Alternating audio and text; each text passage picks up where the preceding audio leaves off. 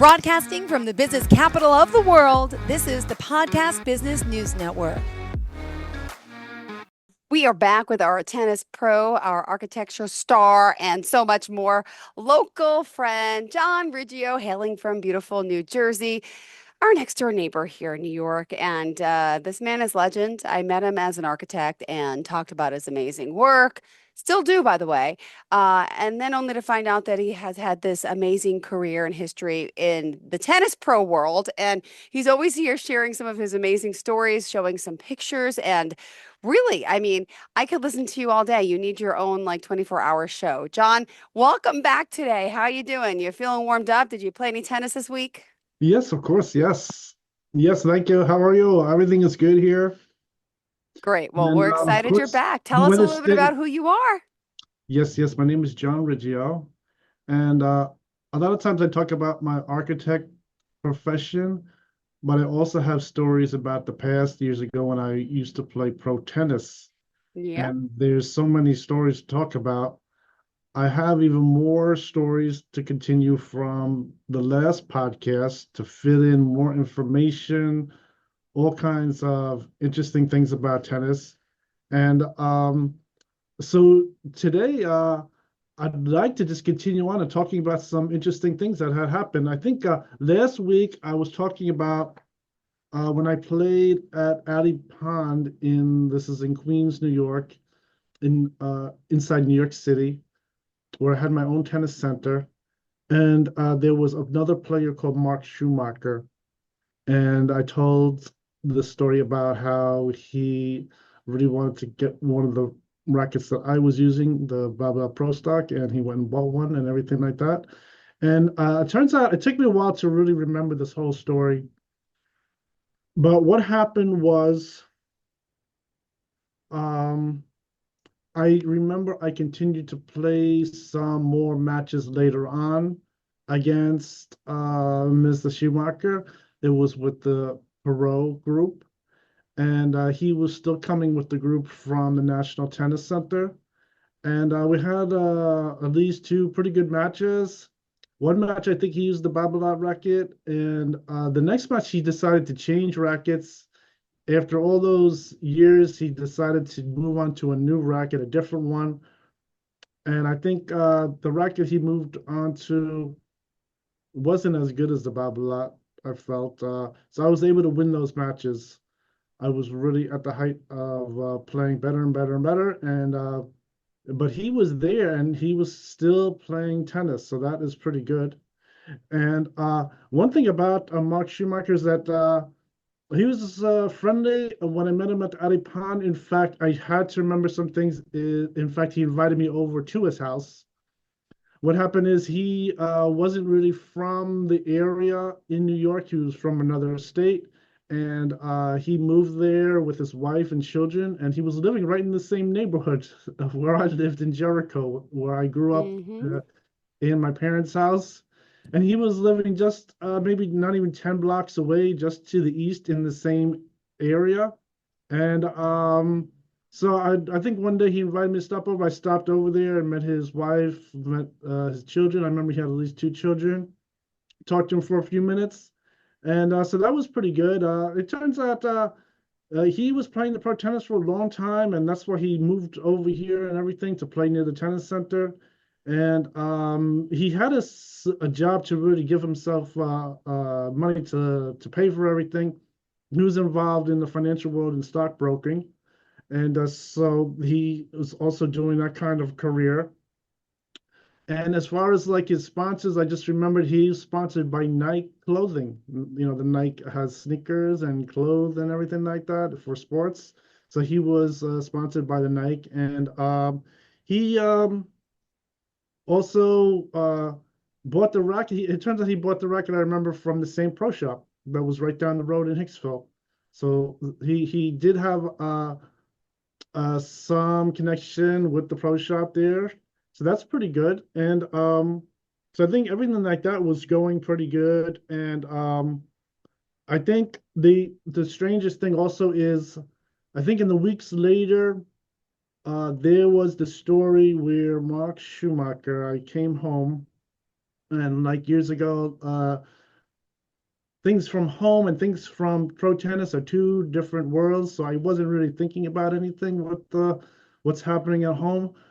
But someone had come over to me, a neighborhood friend, and he said that this person, Mark Schumacher, was shot to death at his house. And he looked just like me. They thought maybe I was the one who was shot to death. And it took me some time to really think between home and pro tennis. But it turns out what I was told in the follow-up was that they did see someone go up to his house and run away with a gun, and it was a female wearing all white. And from that, I guess after there was an investigation, they told me that it was really someone they assumed was from the National Tennis Center. And this whole thing really happened. I think they did make an arrest for someone who really did go up and shoot and kill him right at his house there, How which old was was pretty he? sad. Yeah, that was pretty sad. I don't know whatever happened with the court case. Wow. In fact, I was just remembering, I don't know how badly they were really able to get the person who did this and really get them for killing him. But Oh, I think something like that happened. I don't have the exact numbers on what had happened, and but that is the story. So it turns out it was a female that they identified, and they must have had some witnesses, maybe some video of what was happening there. And so that was a really strange thing that happened to him, and that was pretty sad. I think one interesting thing about Mark Schumacher, just as far as his playing, is if I was to just compare, say, Mark Schumacher with Mats Wilander, I think Mats Wilander at the time, particularly in 1987, I always remember this whole thing with him also telling me about getting more publicity, getting some magazine advertisements, paying to get some pictures in some sport magazines. And the only interesting thing is that I think Mark Schumacher, with like his ideas to play with the better racket and legal racket and everything, that really made him excel. And he was able to beat me in a couple matches. He was able to play the top tournaments.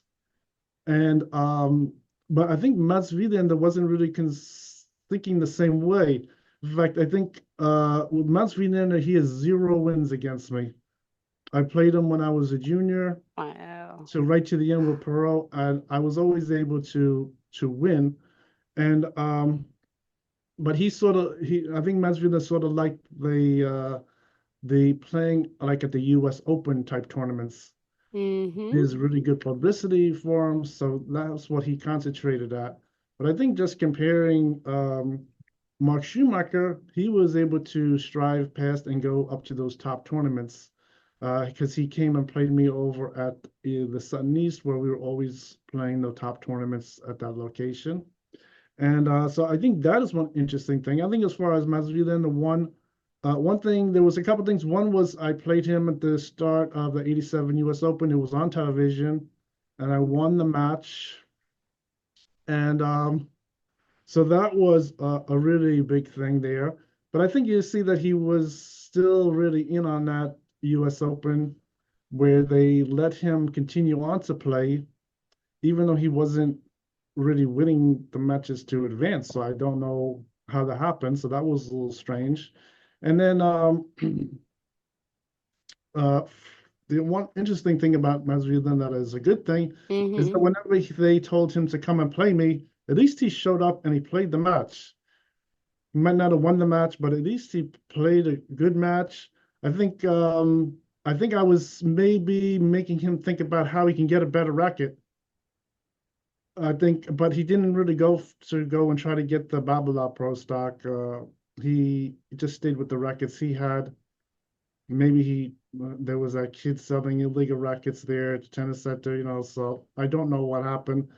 Um, so what happened with that is, so that was really one good thing about him, that he at least did that. And I think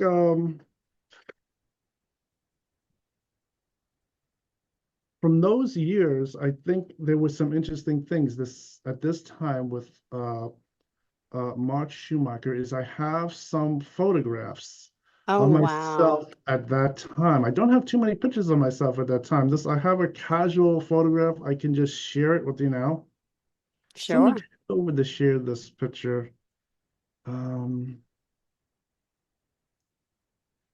okay, so let's go over to this here.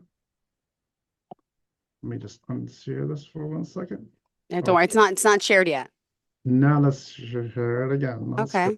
to the Facebook. There it is. Okay, good. Awesome. Let me just move this over to here. Oh, Okay. okay. We can't see that if it's over here. Okay, so then I have to just do it like this. Okay. All right, so you can see the Facebook picture here, right? Mm-hmm. Okay, so let Yep. me head over to the Facebook picture. And then to the albums. One thing is Me in the 90s. Yeah.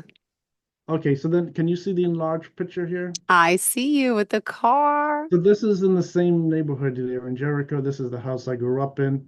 This has the car I was driving at that time in the 1990s. And I'm there just in front of the car. So I just have a nice casual picture of myself. This isn't a big deal. And this is just some pictures of the same time. And this is a picture of the Broadway Mall. For some reason, I took a picture of this. It Oh shows my like the old gosh. Sears in the background and the Broadway Mall to the left Oh side. my gosh. I know that place. Yes. And Oh, this was the Broadway Mall is an interesting thing. So I had talked about going to the mall and my girlfriend Delight. A lot of things were happening at the mall here in the Broadway Mall in Hicksville, Long Island. It's still there. I think I when they used to built get my nails done there up until this, 2 years ago. Yep. oh yeah, wow, great. They had as soon as they built the IKEA there, it was really big with I people know. from Queens, New York. And when I later on, so when I moved into Queens, New York, and originally moved over to Flushing, uh, everyone knew about this area because everyone was driving from Queens, New York out to IKEA in the Broadway Mall. So everyone knew this area. But originally, when I was younger, this is where all the things happened with Delilah, all kinds of things here at the Center Point. I think just a couple blocks away is the Mm-hmm. sports shop from this location, Uh-huh. just a couple blocks away. So this is like one interesting picture from the past. And I think it shows some old cars from that time too, the same kind of cars. Everyone was driving the exact same thing. So then just close this. Now they have all the electric car charging stations there, by the way. Yes, I think also in this time in the 90s, so for like 87, I started going to college. I was going to college wearing my sweats just to get like an idea what's happening. And I started to make some new friends. And from that, I have another picture. So this is in when I went to college at NYIT. I made some new friends, and they were really impressed with me. So they had this new fraternity, the Omega Delta Phi, Mm-hmm. and I used to do some things with them with the putting these ads in, and they knew me from telling them about tennis. I met them a lot of times. I was wearing my tennis sweats and things like that, and they made me a star member of their fraternity. So I've been a member of Omega that. They Delta really Phi. liked me, and this is one pretty good thing that I had there. So then this is next interesting thing is now that we were talking about this whole thing with that horrible thing that happened to the tennis player. Let me just stop sharing this. There was some interesting other dangers. I think I had told a few stories last time on the podcast about some dangers happening with some things threatening to kill people. Mm-hmm. And there were some very interesting dangers against me as a tennis player. And they came through some things about threats to me. Oh, They didn't go to me, they still went to my sponsor. I had no idea what was happening. But what happened is at Sutton East, when we were playing the best tournaments, even though we're playing the best tournaments, there's still that percentage of problems. There's still the percentage of things, same type of things, cheating, illegal tennis rackets. switching the scores, just telling them that they won, trying to steal the tournaments. But there was one other problem that was much worse was they put threats in that they wanted to try to shoot me if I won the match. Oh my goodness. Who knew it was this Yes, crazy? yes, yes. So at Sutton East in Manhattan, Wow. what developed in Sutton East was, for one, the thing with Sutton East was going so excellent that they started to allow the players to come and stay at the apartments in the building just to the south, just next to it. And they were staying there, and they could stay there sort of like today they have things like the bed and breakfast you can do where you could stay at someone's apartment. They were already doing something like that for the players. So the players can come there, they could stay in an apartment, and this way they have all the time to put their clothes in. They can change their clothes, use the bathroom, have something to eat. And then when it's time to play the match, all they do is just walk right across the street and they walk right into the entrance for Sutton East. And I have a picture of that. I could show it to you in a minute. And what happens is there is everything was going good with that because they could walk across to play the match. I think the only problem with that is for some reason I was told that there were threats coming through that some players, uh, if I beat them in the match, they'd want to very possibly try to shoot and kill me after the match when I left in the afternoon. So what happens is with each player, what they started to do is they had someone, maybe the supervisor. At that time, they had a new supervisor called Billy, and they might have him go find the player.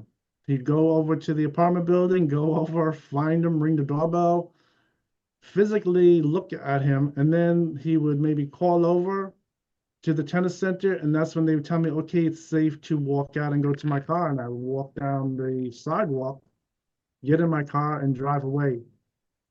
And so that is what was happening. And so this is something that was very interesting. They didn't threaten me directly, but that had to happen at the end of each afternoon when we were playing certain players, that they said that there was potentially danger that they would really come out and try to shoot and kill me. So they really couldn't handle losing the match against me, which isn't too good. That isn't really very sportsmanlike. I mean, with pro tennis, even though Mm, there are these dangers, they're not really no. supposed to do anything with that kind of behavior. It's really unsportsmanlike. I think usually when people played matches, particularly the end match,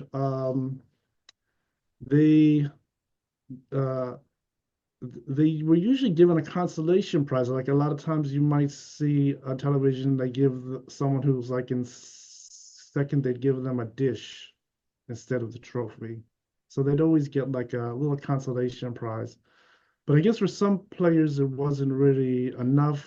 They really thought that they have to win. And they tried to do this thing where they would try to kill me. For all I know, they might have already tried to shoot at me or things like that. There were some incidents there. One was someone taking that Mercedes Benz, the Gloria Vanderbilt lease for me for 6 months. And when they drove it around Manhattan, someone did shoot into the side of the car. And that was on the driver's side of the car. And they dressed up like me. They put like a tennis hat on, like sweats, drove around, and something did happen there. So there were these dangers going on. I was lucky they really couldn't do something to me, and it was good my sponsors were able to take the precautions of doing that kind of thing there. And so that was one interesting thing. I think one thing about Sutton also with all these kind of dangers and problems, there are still those things with the cheating and trying to switch the match. Unfortunately, there was one big tournament I played there, and the player was someone that they had sent to for me to teach them. So anyone that is learning from a player, the chances of losing the match are increased because they already played you a few times. They know you taught them how to play, so they might have an idea of how you're going to play the match, and then there's a potential you could win. So this player, we played in the final of a tournament, and it appeared that he won the match. Unfortunately, he had a cheat racket. So when he left the courts, they checked his racket, and it was really one of those rackets that they were selling at the National Tennis Center that were illegal, and they had to cancel that match. Now the win didn't go to me. What happened is they had to reschedule another match. So this idea of them using the illegal tennis racket, they sort of got away with causing me a big problem of playing, and it seemed like I lost the match.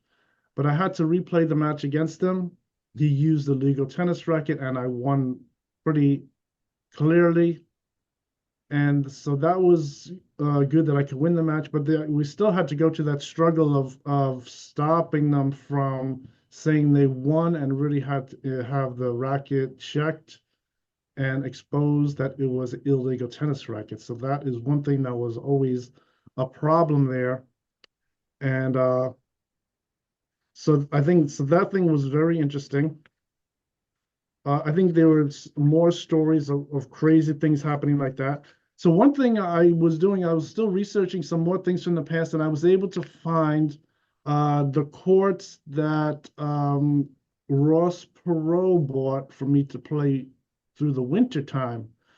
So this is after Sutton East. Ross Perot bought my contract for the $30 million gross number. And originally I was playing at the Westbury courts, Old Westbury in Long Island.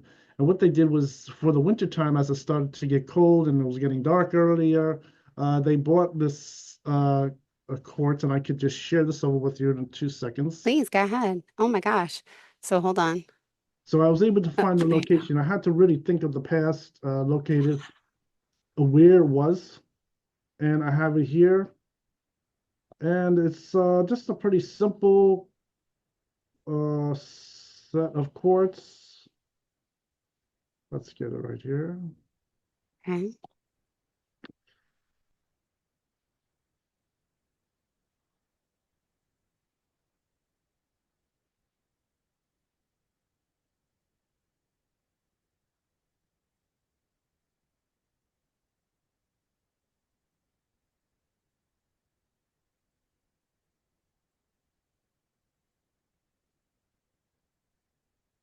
Okay, there it is, because it was on the North Shore Tennis. Okay, so first I originally started looking for it, and I found this map that is listing all the tennis courts, and I had to really think of where I drove. I don't have any writing of where about this tennis court that he had bought, but this is the tennis court. It's right over here. It says here 131 Glenwood Road in Glenwood Landing. It's right next to Glen Cove. This is in the North Shore of Long Island, New York. And this is the tennis center. So what happened is, while I was playing on the Westbury courts, a lot of those matches were televised, and I ended up playing with the Japan team at that time. But they renovated this whole tennis center. And I think today, the tennis center here, it still says that it is a tournament training center. So they still use this building as for tournament tennis. And this was really the one of the style tennis centers they had. It had the same thing. They were renovating this whole thing, supposedly putting a new entrance in here. And this has the building here, and then it has the courts next to it. And this just shows an aerial view of the building. Pretty simple. I wasn't the one who selected this to use it, but this was really the idea to get me through the winter at that time. But then my contract was sold, so I didn't really get to play here. I only visited it a few times to see when I'm going to start playing, if the renovation is finished. There's another tennis center right down the road over here that is the Glen Cove, it's the Glen Head Racket Club, which looks somewhat similar, has like a brick entrance and everything like that. So at the time, I was looking around here at the different tennis centers, and that's how I remember this whole thing, that this was the tennis center that Ross Perot Sport Group, they was using this. And I think as my contract got sold, what happened is some of the players started to use the tennis center But in fact, at that point, I wasn't allowed to use the tennis center because since my contract was sold, some players went and played over there, but I had to wait so that I couldn't play at this location. It was already finished and sold. So that is what was happening there. And but they did do renovate this, and I think this was supposed to have been more of like a tennis center, similar to like Ali Pond, where I would have like an indoor court, you would have a clubhouse with the showers and everything like that. And I think the only knows this one is made of a metal construction, it isn't a bubble. So that was sort of like I've already played in some kind of tennis centers that had the metal Mm-hmm. structure like this. They're pretty good. It's a slightly different experience, but it is pretty good. It's a nice solid thing, and I think that's what they had made there. And let's see this here. So let me stop sharing this. Sure. Great. And we have Okay. 1 minute left. Go Oh, ahead. okay. That's okay.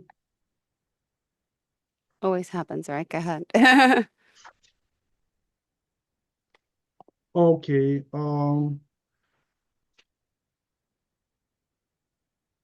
So I think yeah, so from the last time I was talking about was some things was the Reebok. So I think the Reebok it really sort of rolled over into 1997. Okay. And I think Hmm. one interesting thing was when they listed my contract in the newspaper over here on the East Coast, they had to use a law term, and I think the law term was called Ron Devlin as my name. Okay. So yeah, that's another name they had to put in, Wow. substituting my name, and that had to do with something with how they do the processing of the name and who the sponsor has to pay the fee to put the name. But my name wasn't going to be my natural name in there anyway. Uh-huh. I'm going to go under Carlos Scipio at that time. That was going to go in the newspaper. And I was told that the name Carlos Scipio, they put it in on the West Coast, but I haven't been able to get a copy of that. But it wasn't going to go under my natural name anyway, because they have that rule with the player names and everything like that. Got it. And I think just thinking about the end of the contract with the Reebok was I was just thinking about the very beginning of playing, and one of them was when I went out to play with my parents, and I was there. My father taught me how to play some tennis. My mother taught me how to play some tennis, and I was using those old wood rackets they had, and I broke the Oh wood my rackets, gosh. and my father could tell I was going to play pro tennis in the future. And so the story came out that my father knew about pro tennis, and he was giving me advice also that pro tennis to play, you don't want to ever cheat. You always want to play Mm-hmm. an honest game of tennis, and if you have the ability, you can go move up through playing tennis, and you're never going to have problems. They're always going to sponsors are going to want to back you. Yep. And If you play and you're playing an honest game is really the best way to success. And that is really one lesson I remember from just talking about the end of the tennis games with the Reebok to just like starting off with just getting an idea of playing pro tennis was really just to play an honest game of tennis and never wow. cheat. Well, thank you for that. And you do amazing. Follow you on Facebook, John Riggio, our pro tennis player. And unfortunately, we're out of time. We'll talk again next week, I'm sure. Always a pleasure. And thanks for sharing the screen. Okay, thanks. Goodbye. Bye.